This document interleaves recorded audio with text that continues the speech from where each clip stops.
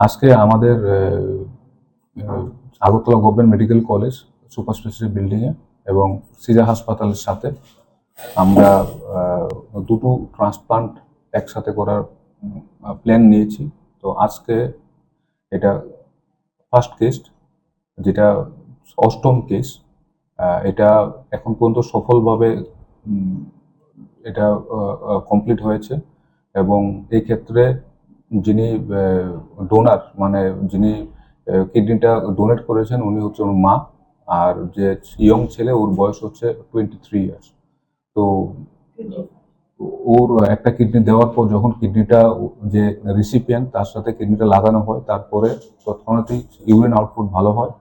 তো এটা একটা একটা সাফল্যময় একটা কিডনি ট্রান্সপ্লান্ট। তো আমাদের 8 নম্বর কেসটা সাফল্যময় হয়েছে, কালকে আবার একটা হবে 9th। তো ডেফিনেটলি কিডনি ট্রান্সপ্লান্ট একটা বড় সার্জারি। তো পেশেন্টকে আপ টু 7 থেকে 10 দিন রাখি আমরা।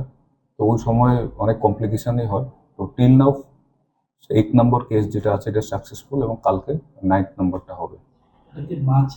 হ্যাঁ, দুটাতেই আজকে এবং কালকে দুটাতেই দু জায়গাতেই ছেলে হচ্ছে রিসিপিয়েন্ট, মানে দুটো ছেলেরই কিডনি খারাপ আর দুটোতেই মা দিচ্ছে কিডনি ওদের।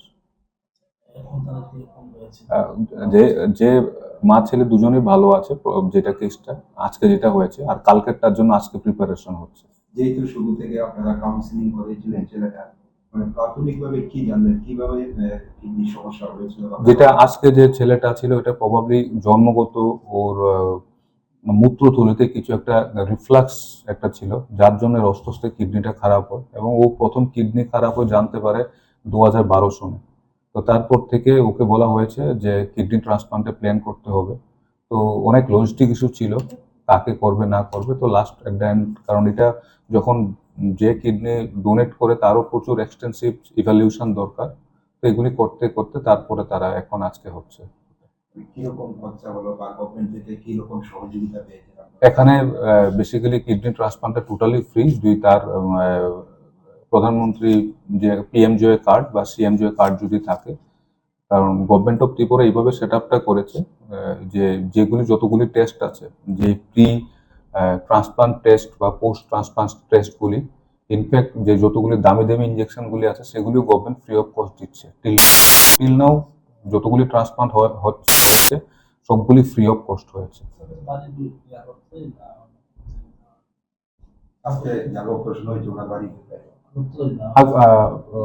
ওর বাড়ি অরিজিনাল বাড়ি প্রবাবলি আজকের ছেলেটার ছৈলেংটা, বাট ওর আগরতলায় থাকে। যেহেতু অপারেশন সাকসেসফুল হয়েছে, মানে রোগীদের কি প্রিপারেশনে রাখতে হয় বা প্রস্তুতিতে কি থাকতে হয়, কতদিন বা ওষুধ খেতে হবে? অ্যাকচুয়ালি বেসিক্যালি যখন কিডনি খারাপ হয়, তো কিডনি খারাপ হওয়ার পরে মানে একটা লেভেলের পর যখন খারাপ হয় তো কিডনিটাকে, যখন এই কিডনি কাজ করতে পারে না তখন আরেকটা কিডনি দেওয়া হয়। বাট কথা হচ্ছে এটা কিন্তু কিউর না, মানে ওকে সারা জীবনেই কিছু না কিছু ওষুধে রাখতে হবে। তো এটা একটা বেসিক্যালি একটা বেটার লাইফ দেয়, মানে যেহেতু ও ডায়ালিসিস ফ্রি লাইফ। কারণ ও আজকে যে ছেলেটা হয়েছে ওটা গত 2 বছর ধরে ডায়ালিসিস চলছে। তো কিডনি ট্রান্সপ্লান্ট যেই হলো, আজকে যেই ইউরিন আউটপুটটা শুরু হলো, তো হোপফুলি যে ক্রিয়েটিনটা সবসময় 6-7 থাকতো ওটা 3-4 দিনের ভিতরে এটা কমে নর্মালি 1 আর 1.2 এরকম চলে আসবে। তো রেস্ট অফ লাইফ আমাদের টার্গেট থাকে একটা মা যদি কিডনি দেয়, মানে ক্লোজ রিলেশনে যদি কেউ কিডনি দেয়, তো একটা কিডনি দিয়ে কেউ 15-20 বছর চোখ বুঝে চলে যায়। তো that is the good point, যে তার একটা কোয়ালিটি অফ লাইফ ভালো থাকবে।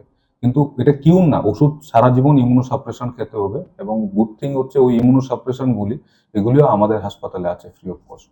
কিডনিকে সুস্থ রাখার জন্য কি বার্তা দিবেন, কিভাবে সিম্পল লাইফস্টাইল চেঞ্জেস, যেমন সল্ট কম খাওয়া, যার ওজন বেশি তাকে নর্মাল ওয়েট করা, এবং কিডনি, লিভার, লাং বলুন, হার্ট বলুন, সব একই, মানে যে যে প্রিভেনশনে হার্ট বাঁচবে, লিভার বাঁচবে, সেটাও কিডনি বাঁচবে। তো লাইফস্টাইল চেঞ্জেস হচ্ছে সবচেয়ে বড় ইম্পর্টেন্ট। কিন্তু আজকে যে ছেলেটা হয়েছে এটা লাইফস্টাইল ইম্পর্টেন্ট, এটি জন্মগত।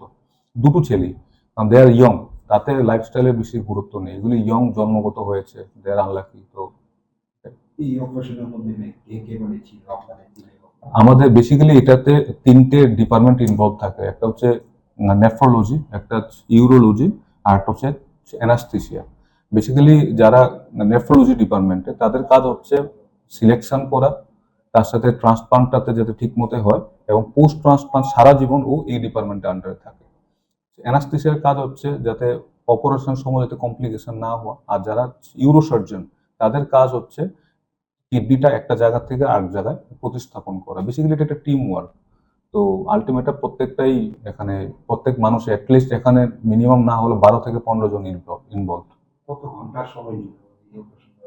অ্যাকচুয়ালি এটা দুটো একসাথে হয়, মানে দুটো টেবিল স্টার্ট করা হয়। একটা টেবিলে একটা গ্রুপ, মানে দু গ্রুপে সার্জন ভাগ করে, এক গ্রুপে আপনার স্টার্ট করে কিডনিটা বের করে, আর দিকে ওরা প্রিপেয়ার করে, তারপর যেই বের করে যত তাড়াতাড়ি সম্ভব এটা লাগানোর চেষ্টা করে উইদিন 30 মিনিটস বা 1 ঘন্টার ভিতরে, কারণ যত তাড়াতাড়ি লাগানো যায় তত তাড়াতাড়ি আউটকাম ভালো হয়।